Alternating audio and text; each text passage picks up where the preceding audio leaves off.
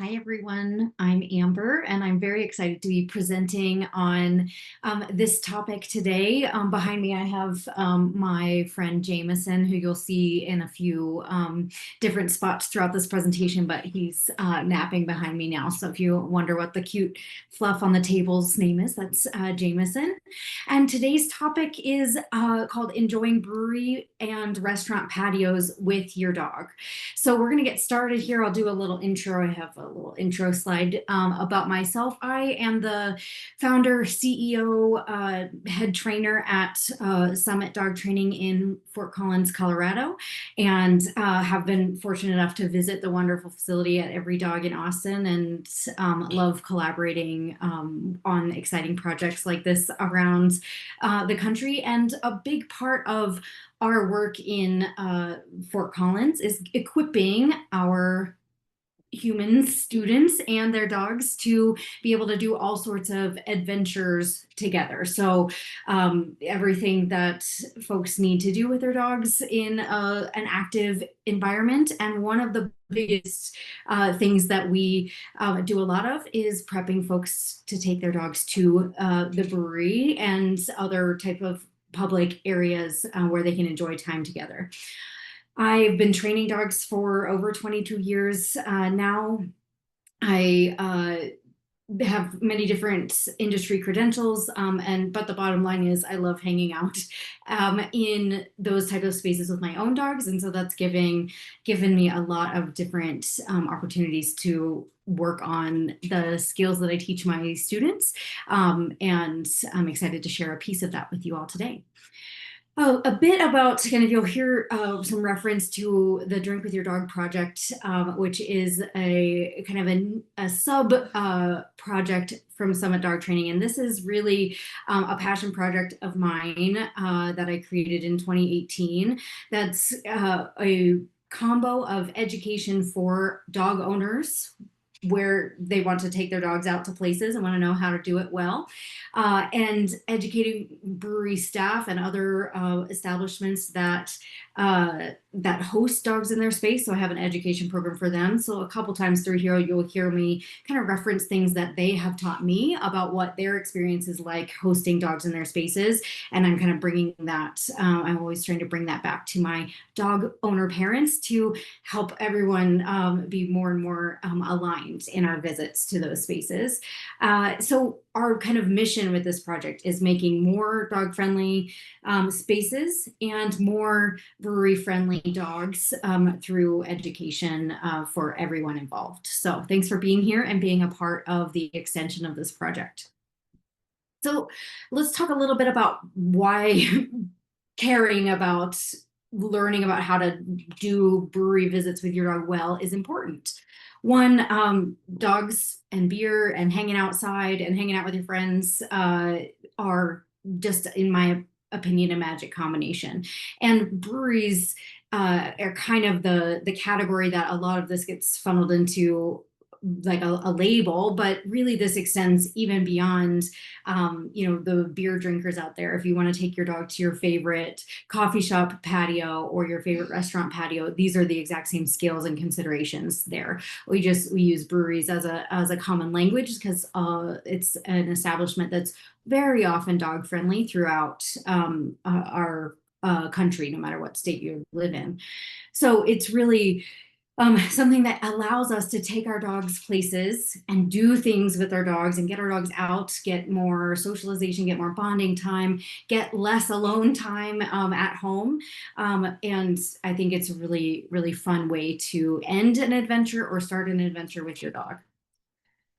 And one of the best ways to keep dogs in brewery spaces or keep them being allowed to visit brewery spaces is to make sure that we as dog owners go above and beyond on educating ourselves on what dog safety in that environment looks like, what courtesy to others in that environment looks like, so that we can go above and beyond to support the safety of everyone else around, including our brewery staff members and other guests in those spaces.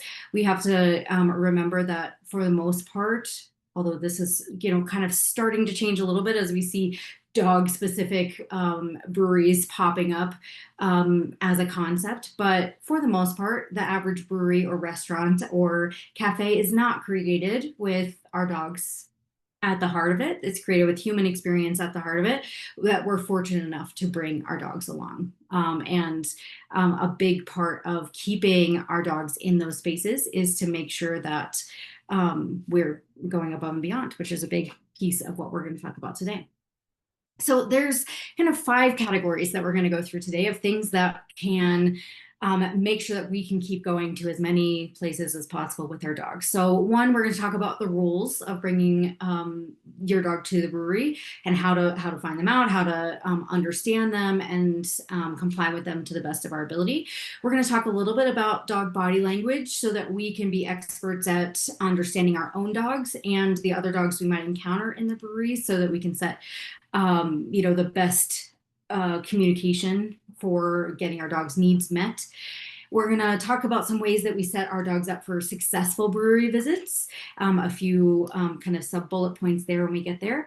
We talk a little bit about good introductions to other people or dogs in the brewery space and what that looks like within the common parameters of being in a brewery environment. And then a little bit at the end about like ways that we can go above and beyond to demonstrate courtesy to our fellow guests and our brewery hosts when we're bringing our dog along. And then we'll have some Q&A time at the end. So step number one, we have to know the rules. Now, this can change by state. It can change by county. So really understanding what the general rules are dictated by your state and local health departments is a first step.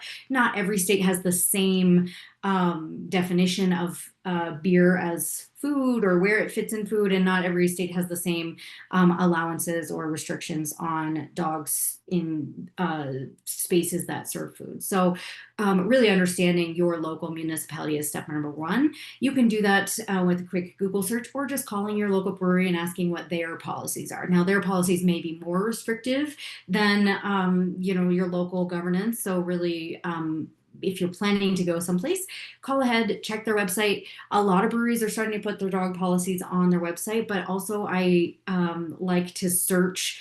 If I'm going to a specific place, I'll do a Google search for the name of that place and then the words dog friendly or dog on patio or something, and I'll see what comes up in the reviews or other things that people have posted in other sources like Reddit or Facebook. Google will kind of search that and might highlight some posts where someone has said, I had a great time with my dog on their patio or this or that, and that might at least tell me where to start. So that's kind of a good first step before showing up with your dog.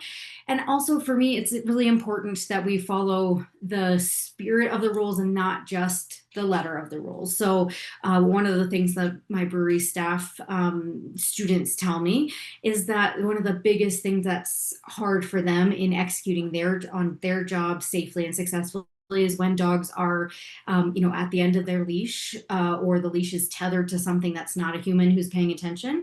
And so while technically that dog might be on leash for all intents and purposes, it's not really executing what that brewery staff needs, which is to be able to move past the dog without being jumped on or fear of being interacted with in a way that they aren't seeking. And so on leash for me and my dog owner students means under supervision and close proximity to the human, not just wearing a physical leash. So kind of keeping that in mind as you learn what the rules are in your different spaces. Different breweries will have different sub rules for where their dogs might be able to go. We have some breweries in my town that allow dogs inside and outside. We have others that are restrict dogs just to the patio, and then we have others that say dogs can be on this particular patio but not this area. So it's really both kind of a municipality kind of backdrop and then the brewery's decision from there. So after we understand the rules and we're getting ready to go to the brewery, one of the things that we can do to help set our dogs up for success is really becoming an expert on what type of emotions or feelings they might be trying to communicate with us with their body language. This is going to help us keep them safe. It's also going to help us be start to be experts on other dogs that we might see, at a distance, and have good information about what they are feeling or needing as far as space from us. So, and if you're not visiting a brewery with a dog, this is still useful. And this is something that I teach my brewery staff at a kind of high level here so that they're starting to pay attention a little bit more to what their guests are feeling, their dog guests. So first, I just like to practice, have my students practice paying attention to different features on the dog's demeanor. So we have here on both of these dogs, we have some like loose, relaxed panting. We have some orientation towards the human or whoever's holding the camera. We have some ears that are kind of mid-level, not all the way up, not all the way back. I would say these, the dog on the left, we also have a hip flop. We can maybe assume, even though this is a picture, we can maybe assume his tail is wagging slightly. And all of these kind of pieces together tell me that these dogs are, engaged with their humans. They're relaxed. They're not stiff in their facial features. Of course, with our dogs in front of us, we have a moving picture, so we can start to be noticing different pieces and how they fit together. But kind of getting used to kind of just doing the run through of different things that your dog is showing you to draw conclusions from that on how your dog is feeling. So again, on the right here, we have more dogs that are demonstrating kind of engaged, oriented, not super stiff body language. We have, some panting. We could have just finished a walk. We have a tongue flicking out in our middle friend here. Could have just eaten a treat. Could be a little bit stressed. That's the lip lick can be either one, but in this case, I'm guessing, we're doing a pose for a photo exercise. He probably just ate a cookie. So I'm assuming happy, relaxed, because of all of the pieces of body language I'm seeing here. Then we have kind of several different pieces of body language to look at here. Our friend on the left, our little husky friend, we have kind of a stiff, awkward position wherever he's oriented on the couch. We have ears that are kind of swiveled back a little bit. We're panting, but we're a little bit kind of leaning forward. Eyes might be a little kind of not quite as bright and alert, and a little bit more kind of staring into the corner or towards the person, but not quite in the same way that our last friends were. Our middle friends, similarly, these are kind of two dogs with the same two pictures of the same dog. We have our first picture on the left, ears swiveled back, tail tucked, stiff movement, versus contrasting that with the dog, the picture on the right, where we have ears are forward, much more animated movement, and tail is up. So this dog has two different emotional demeanors here that are very clearly demonstrated in their body language.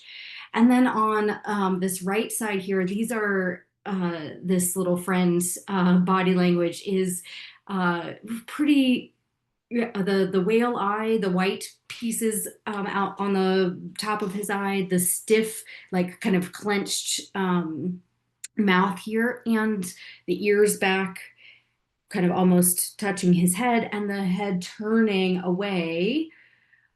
If we just kind of isolated that picture and we didn't see our kitty friend, we would probably assume that that dog was a little bit stressed. And we see the cat in the picture, and that makes sense that he's kind of turning away and demonstrating a little bit of avoidant stress here. So all of those pieces of body language themselves put together into something might say our dogs might be a little bit stressed or anxious. So again, in this picture here, we have a little bit whale eye, we have a little bit of a clenching mouth, ears pricked up, versus or relaxed, kind of turning to orient to something in a little bit of like a hard stare. Now, again, you're the expert on your individual dog. So, kind of the bottom line here is like getting to know what is your dog's communication behaviors. These are things that we generally see in a lot of dogs, and your dog will probably pick a handful of these that demonstrate stress more clearly for them, and getting to know what their communication is a really important foundation to successfully taking them places where you need to be able to read their body language.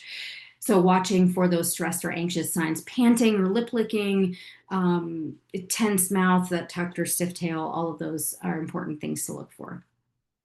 Then we have our friends who have really stiff forward body language. Ears are pricked up and oriented forward.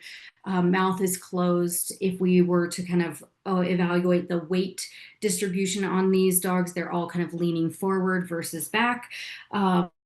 In different orientations towards whatever they are looking at off camera. And I would just kind of do a general label on these dogs of aroused or alert. This can be a lot of different things, or caused by a lot of different triggers.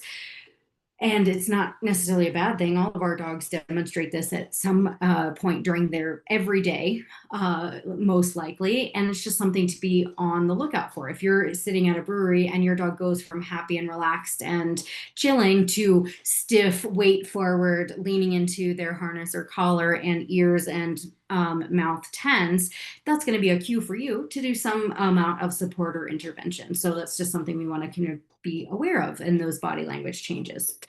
Some of the kind of common motivations we can see from this excitement there. I just saw my best friend walk in the door. Stalking or prey behavior. I just saw a smaller dog walk in, or I saw a squirrel go up the tree, or I saw a kid with a little toy that I'm interested in playing with. Assessment of a situation that could be potentially scary, loud noise, person with a big hat walks in. I'm not so sure about that. My behavior changes. Some amount of, reactivity or fear, like, can manifest in this way or early on as well. So it's not a prescriptive label or a bad thing when we see those things. It's just information for us to be ready to support our dogs. So I always like to end on photos of happy dogs just chilling and relaxing in the brewery here to kind of wrap it all up. So we've gotten a little bit more awareness of our dogs and what they're trying to communicate in different body language. So we're going to just get used to watching our dogs and observing and noticing things. The next piece of how we are going to help support our dogs in the brewery is getting prepared to set our dogs up for their best success in an environment that's created for humans. So a couple things that are really important to me for this is knowing our dog. We just talked about our dog's body language. So really kind of understanding what that looks like in your dog. Packing supplies to bring for your dog's success. Being a little bit strategic about when you plan your visits, and then teaching some brewery manners skills. So let's talk a little bit more about that. So knowing our dogs, in addition to body language, we have to understand if our dog is quite ready for a brewery or patio environment. This can somewhat depend on their age.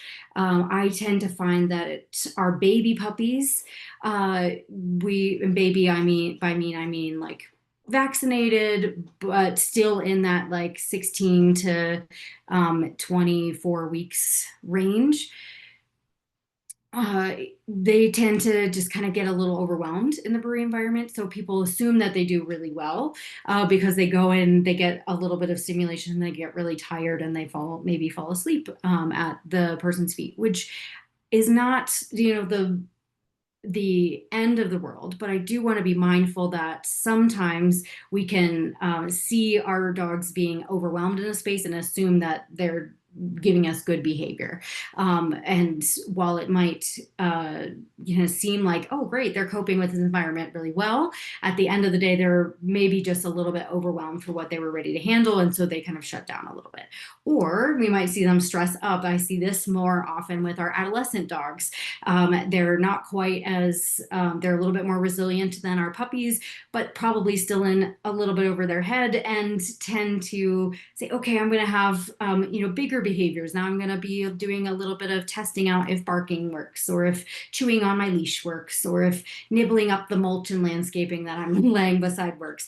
And this is kind of like an overarching statement. And I'm not saying that every adolescent dog can't exist at the brewery. We're going to talk about how we set them up for success there, but just something to keep in mind that your dog might go through different age phases where they need different types of support, and different considerations for how to set them up for success in the brewery.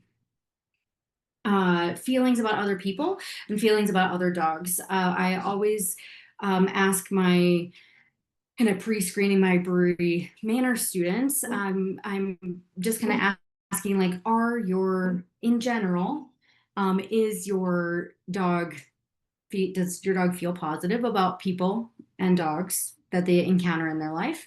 If they feel negatively about those things, it's not to say they can't work towards being out in public in some way, but we might approach it a little bit differently than taking them to a busy Saturday afternoon and saying, here, we're going to have a good time. On the flip side of that, I think that plenty of great brewery dogs enjoy time in the breweries focused around their people and the people in their social circle, and don't need to go and be the social butterfly to say hi to every person. Your dog does not have to be the therapy dog that wants to go and be everyone's best friend. It's okay if they're a little bit more like, I'm just gonna hang out with my personality type, but they do, for the most part, in my opinion, need to be safe and comfortable, and not a dog that I'm worried about, having a high likelihood of a bite incident with someone who walked by, 3 feet away.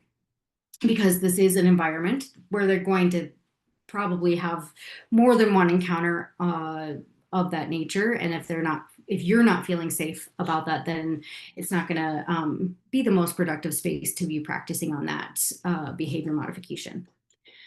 Tolerance for loud noises and crowds. If you know that your dog is a little bit more sensitive, then on the one hand, you might select when you take them a little bit more. We'll talk about that in a second. But on the other, you might evaluate and kind of just do a gut check about whether this is something your dog would enjoy at all.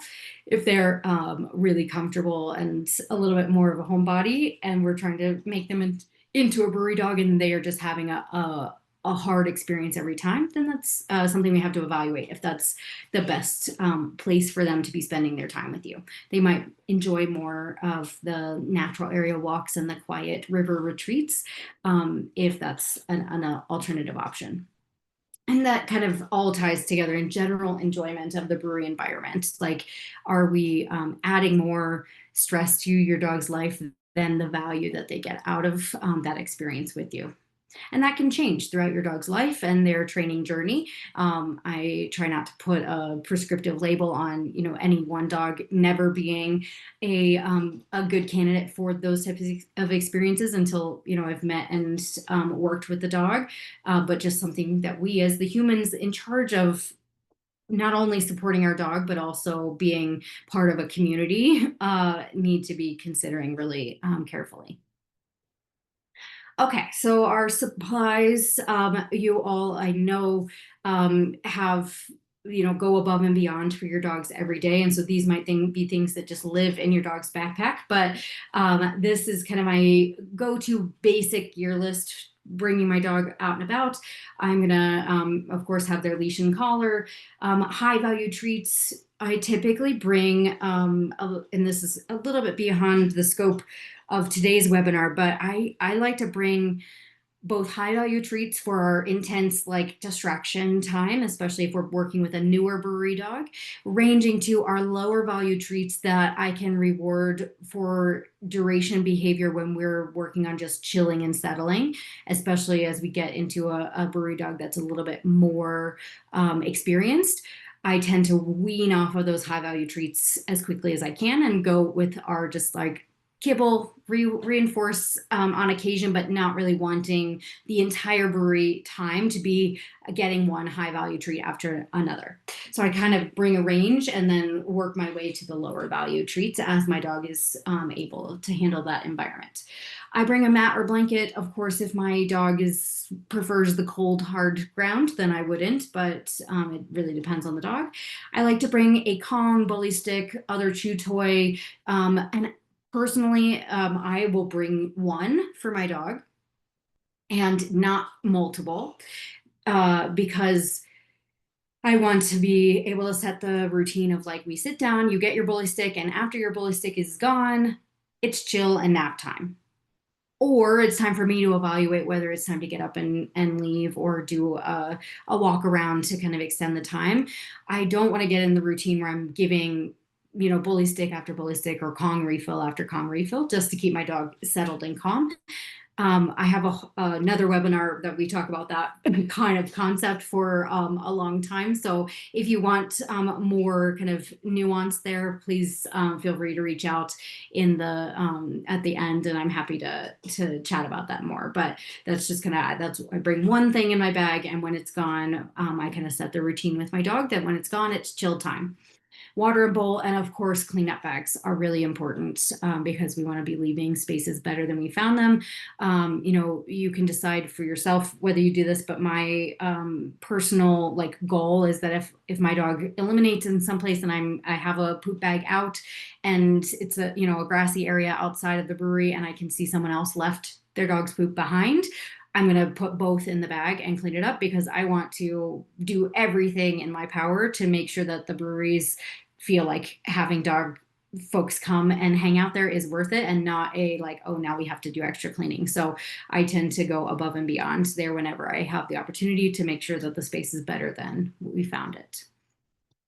Planning visits, some considerations, and we could go on a deep dive on this, but for today, just kind of high level here, especially if you are getting your dog used to going to the brewery environment, I like to start by choosing times where your dog can have a good time and it's minimally stressful and you can have a good relaxed time without worrying about, so many triggers all at once for your dog. So I will tend to recommend starting your brewery experience on like a Tuesday afternoon or an evening. Kind of check the brewery schedule ahead of time, make sure they don't have any special events on that weekday evening, and kind of get a feel for what times are most chill. Go for a short amount of time, and then depart while your dog is still having a good time. So we try to keep the first few visits nice and short and sweet, really prioritizing that the dog is doing the behaviors that we like throughout the whole time and not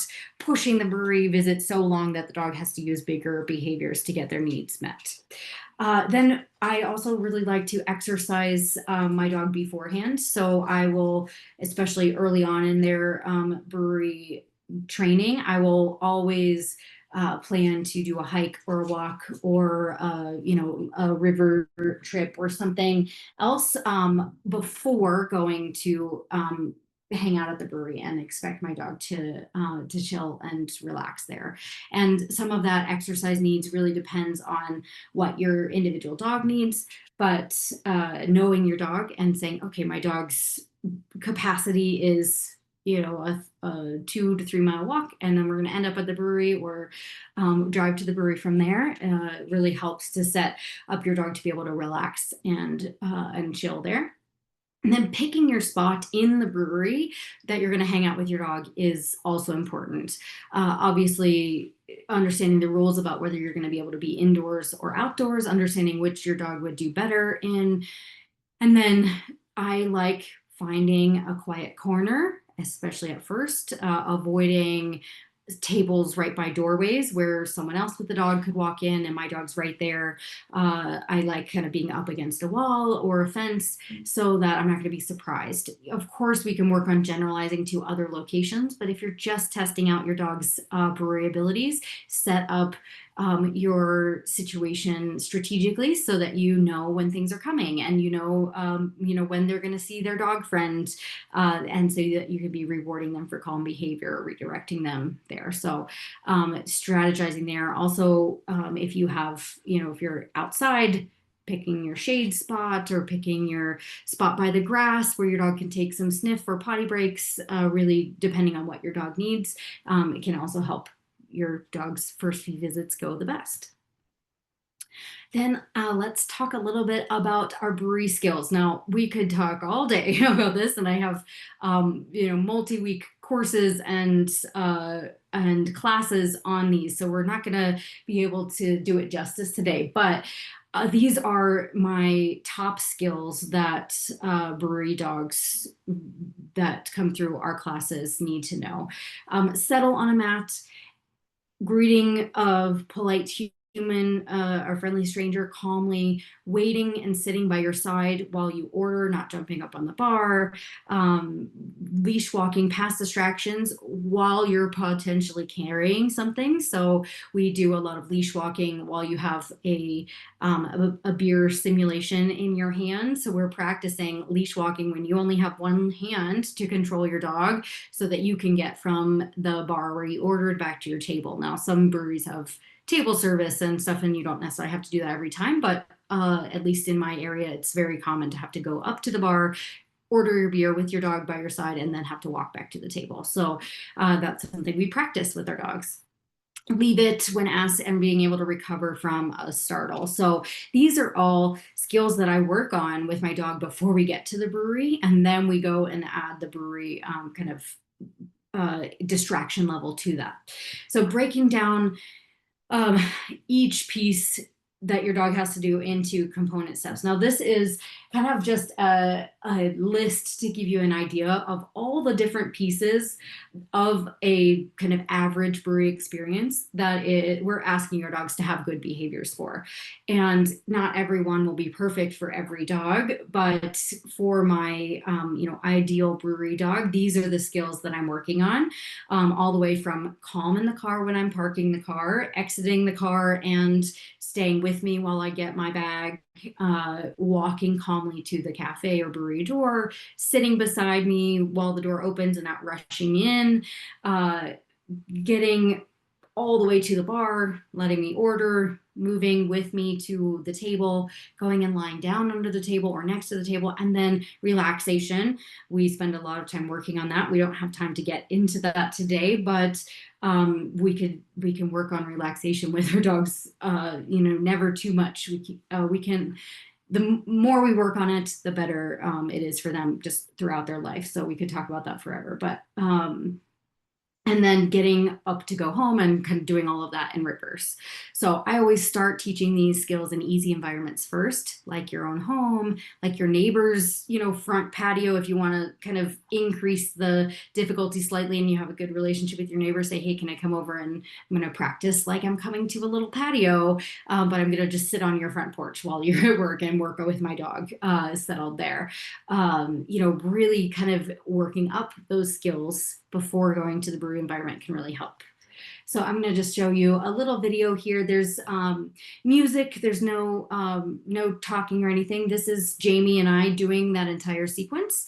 And this was a couple years ago. So he's working on his skills. You'll see me reward him quite a lot, where I'm building up kind of every piece here as we go into the brewery. It is a time-lapse video, so it is choppy by nature. So if you're seeing that on your screen, it's that's how it's supposed to be.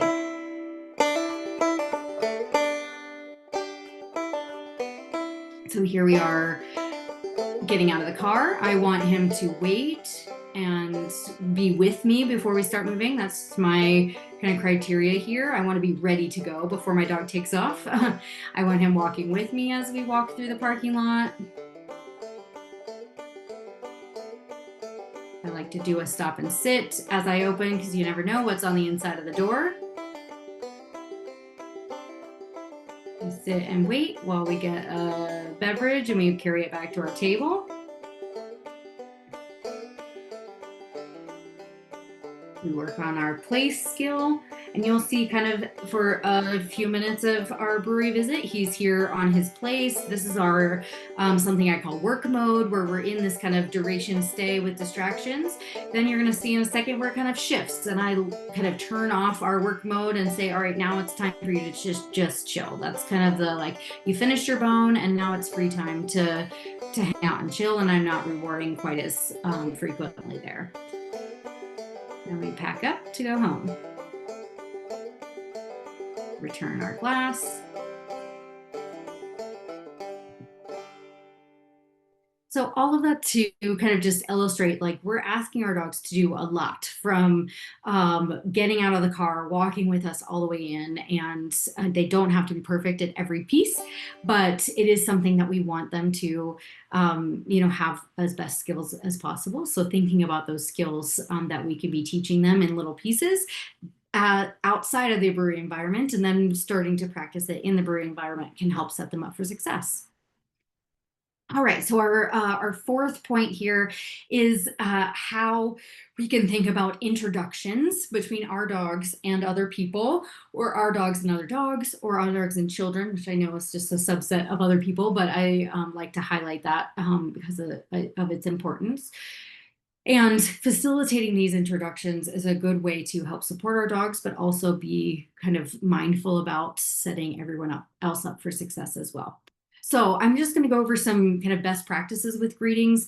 And this is something that you can practice when you're greeting other dogs, but also if you know how you want greetings to go with your dog, then you can better communicate and advocate for them here. So kind of best practice, in my view, for greeting a dog that you don't know, so someone else greeting your dog or you greeting another dog, is to this acronym, I made it up, I don't it hasn't been peer reviewed, but go slowly, really, like, not just rushing in, reading body language, of course, like we've talked about, kind of assessing, like, oh, what is the dog telling me? Even if the human is saying, of course, you can say hi to my dog, what is the dog saying? Ask first. That's a big part of this. Ask the human, but also ask the dog before you reach to greet them, and then back away at the dog or the owner's request. So if I have my dog and I'm helping someone else greet them, I'm going to be looking to kind of facilitate this as much as I can. Now, I can't control the other person's behavior, but I can support my dog in a way that gives them each of these options. So if I see someone coming in really hot to greet my dog, I can move my dog kind of behind me or out of the way, so that we can slow down that greeting. I'm going to read my dog's body language and see how are they feeling about this person.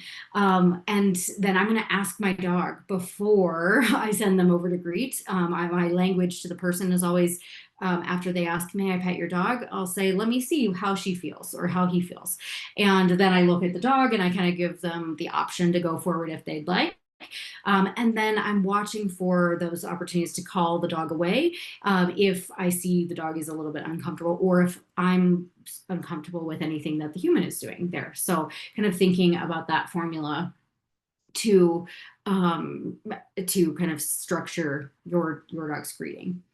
An easy game to introduce. I really like to do this with kids because even as a stranger meeting a kid for the first time, if they're like, "Can I pet my dog?"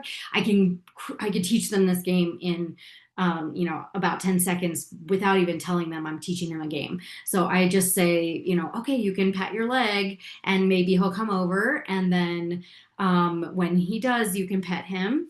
And depending on the dog, I'll tell them, like, he likes chest rubs or he likes back rubs. So you can pet. And then the pause is really a good thing to introduce for our dogs. And if the other person doesn't pause themselves, then I'm just going to do that by calling my dog away. So the person, pats their leg to call the dog over. They pet the dog for a short amount of time. And then I call my dog away, which has the person pausing to see if the dog wants to go back for more greetings. So kind of just a nice little sequence there that a lot of people can grasp really quickly when I'm trying to help them understand how to greet my dog. I like this like flow chart here. Again, this is kind of for if you're greeting another person's dog, but the more that we kind of know what a good greeting can look like, the more we can help cue other people who want to greet our dogs. So that same kind of flow of asking first, approaching slowly, turning the body sideways, and offering hand palm up close to you. That's I kind of do that as a I pat my leg and then I turn, or I hold the back of my hand. It really I try to coach people not to reach for the dog, but turn it kind of at your side, and then pet whatever body part the dog offers, and then see if they come back for more. So a couple different ways to frame it and think about it.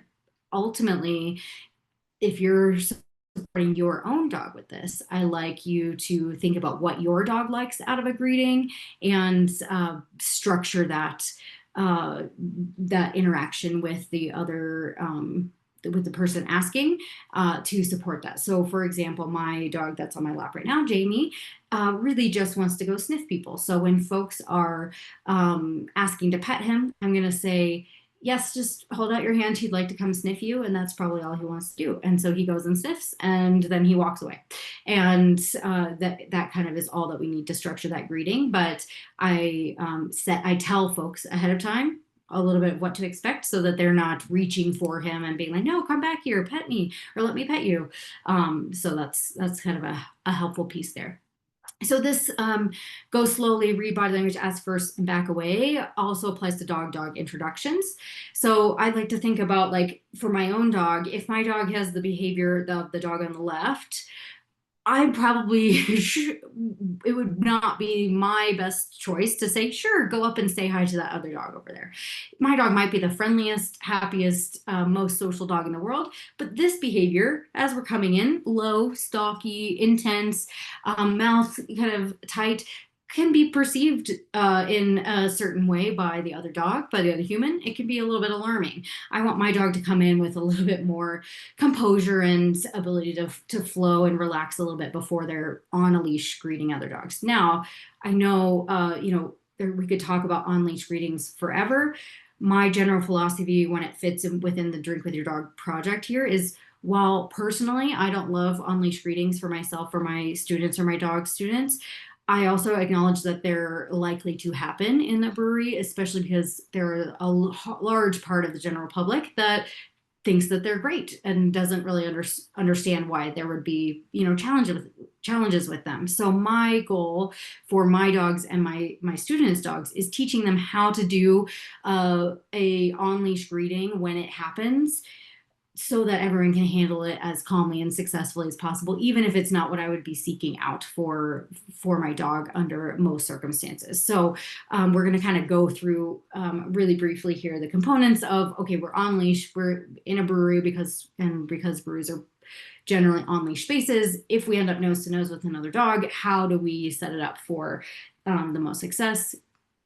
If I was going to go around and make a bunch of dog friends, this is not how I would do it. So just bear that in mind. So you have someone who's like, oh my gosh, our dogs need to be besties.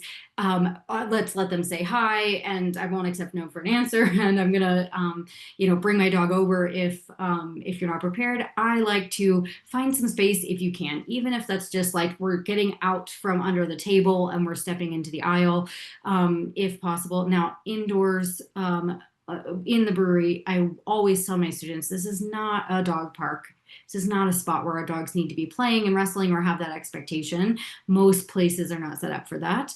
And so stepping outside is a great option, or getting a little space and keeping greetings brief as much as possible, but finding a little bit of space if it exists in that area. I always like to reward for focus if possible. Sometimes you might be in the middle of a leash greeting and there's no break. It's happening, in which case don't worry about it. But if you're like, okay, we're going to set up a calm leash greeting, interrupting and redirecting that kind of intense, let me charge towards this person and dog is a good first step. Allowed to approach, we're going a little bit more sideways rather than head on with the human body language, so that we can call the dogs away. So I always encourage the human to kind of keep moving and walk past the dog, so that the dog has a place to keep moving with, rather than getting stuck in front of their humans and no place to turn. So in this case, both humans could just keep walking and call their dogs straight forward, ideally keeping the leashes nice and loose if the dogs are greeting, so that we're not adding leash tension and all of that. We could, go much further deeply into this, but for the purposes of greetings in a brewery that just kind of happen, thinking about this as kind of some things to keep in mind. I think it's important to know that not all dogs want to say hi to other people or other dogs, and that's okay. Not every dog needs to be friends with every other dog or every other person in the brewery. My goal is for my dogs is calm, relaxed dog interactions when they happen, but also not seeking out interactions unless we are doing that type of thing. So, if my dog's at the table with me, typically I discourage them from going up and saying hi to the new dog that just walked in. I'm going to manage that with the leash. We're going to play other types of focus games. Yep, you saw that dog and you're staying on your mat. Great, thank you so much. Here's a cookie. Here's a chew to work on. This is, not a go socialize all the time. I want them to be able to be calm, relaxed around other dogs, even if they're not greeting every time, because the brewery is not usually a dog park, although there are some establishments popping up in different cities that kind of blur that line a little bit, and so that's certainly a different use case here, but something that in general, most of the time in the breweries, I'm really thinking about encouraging my dog to stay with me. Okay, we're almost done here, and then we'll turn on over to some questions. Last, dogs and children interactions. Same deal with dogs and adult humans interactions, but with the added component that just knowing how your dog generally interacts with kids, and whether that's something whether a greeting with a kid in the brewery space is something that would be safe and comfortable for them, is a really important piece here. A high percentage of dog bites annually are directed towards children. There's a lot of reasons, various reasons for that, but we have to remember that breweries are family friendly often as well as dog friendly. And you might have children running around the brewery while your dog is there with you. So reading your dog's body language here becomes extra important. If your dog's, wincing and sliding under the table further every time the child runs past, that's probably not the dog that wants to say hi to the kid when they come over and ask. I think it's always great to be kind of proactive and intervene sooner rather than later if you see anything that you're uncomfortable with. One of my favorite things to just kind of diffuse that type of oh, I want to say hi to your dog, but you're not really sure how your dog is feeling, is practicing yourself saying, my dog's not going to say hi today, but he would love it if you wave at him. And really quickly gives the kid something else to do. And I teach my dog that when kids wave at him, he gets a cookie away. So I'll just kind of quickly say like, yep, he doesn't want to say hi right now, but you can wave at him. He'll love that. And it's a really quick, easy way to get the kids redirected onto a different activity. Most kids know how to wave at dogs really easily. And then my dog knows like, okay, that kid's waving at me and that's my cue to go get a cookie over here and feel nice and safe and calm. So if you feel like your dog's in that situation or on the edge, they don't have to say hi to every kid who asks either. All right, last section here. Whatever we can do to go above and beyond to demonstrate courtesy to the brewery environment, to the folks that we are around, goes a really long way to building public goodwill for having dogs in those public spaces. I think, we've talked about a few of these things, but to kind of pull it back into this theme here, handheld leash versus something tied up to the chair. Keep keep a cleanup in mind. Like even if your dog spills a water bowl and it's an indoor location, or they are a little bit stressed, so they shed everywhere, and it leaves kind of a big puffy shadow of them. Cleaning up as much as you can. Always asking before your dog greets, whether that's a brewery staff member walking by, another person. Don't assume that because someone is coming into the space that they want to be greeted by your dog. And then asking and always evaluating whether our dogs actions are currently impacting anyone else's enjoyment. If our dog is sitting there barking, every time the door opens, and we have, someone at the table next to us that's trying to have a conversation, like that's something that could be disruptive. And if we're in a human focused environment that's not built for dogs, that's something that if I'm noticing, like, oh, every time dog barks, this person flinches. Well, if that person's really having an unpleasant experience with my dog's behavior, they might tell me about it, or they might complain to the brewery, and then the brewery is now dealing with a customer complaint and having to soothe that relationship. And the more things that brewery hears about it, the more likely are they're going to be like, oh, okay, we have to, put more rules on where dogs can be. So if we get better at self-selecting and be like, okay, yep, my dog's barking right now. Doesn't mean they're a bad dog. Doesn't mean they can't come back and have a great brewery experience another time, but they might need something that needs me to address this, and intervene, and show that I'm taking kind of an action here that goes above and beyond. So I just like to kind of end with these photos. These are my wonderful brewery students who I asked to do things that they would never do. This kind of like, oh yeah, I'm sitting here, my dog's attached to my chair, but they could go up and greet any person who walks by. They're also preventing anyone else from using any of these other spaces. And this is kind of one of those things that, no, this dog is not misbehaving, but also in this situation, if I was walking into a brewery like this, I would, as a customer, be a little bit inconvenienced, or a little bit, not able to access everything quite as relaxed. And so this is an example where keeping that leash in your hand and close to you, and keeping your dog close to you, is an important piece. Similar here with this friend, this leash, while the dog's standing next to the chair, works really nice and effectively. But if this dog says, I'm going to go greet this person, they're going to take this chair with them and going to have kind of a big catastrophic thing. So I know these things are a big deal to our brewery staff, which is why they're a big deal to me, and why I want to kind of add them to the conversation here.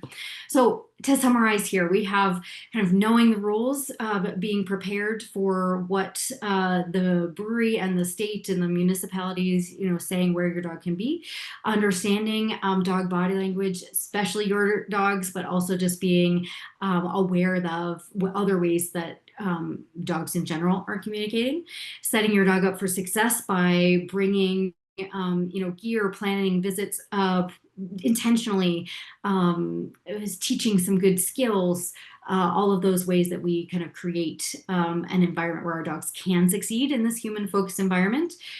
Understanding a little bit about how to set up good greetings for other people, other dogs, and children, and then just going above and beyond to do whatever we can to make sure that we are enhancing the space and leaving it in better condition than we found it, and supporting everyone having an equal opportunity to have a good time as we bring our dogs along. So thank you so much for listening. I would love to hear any questions you all have. Here is just some ways that you can reach me. You can catch up with the drink with your dog, and Instagram is only somewhat active. The Summit Dog Training Instagram is much more active, but you can find more information and reach me at any of these ways.